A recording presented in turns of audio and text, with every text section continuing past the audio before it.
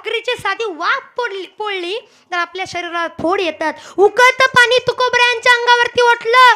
जसं तुकोबऱ्यांच्या अंगावरती उकळतं पाणी ओतलं माय, एवढं गरम उकळतं पाणी होतं. तुकोबरायच्या दगडावरती बसले होते, त्या दगडाला सुद्धा भेगा पडल्या. त्या दगडाने सुद्धा फुटावं. विचार करा किती गरम पाणी असेल. तुकोबऱ्यांच्या अंगावरती पाणी पडलं आणि तुकोबऱ्याने हाक मारली, धावा केला.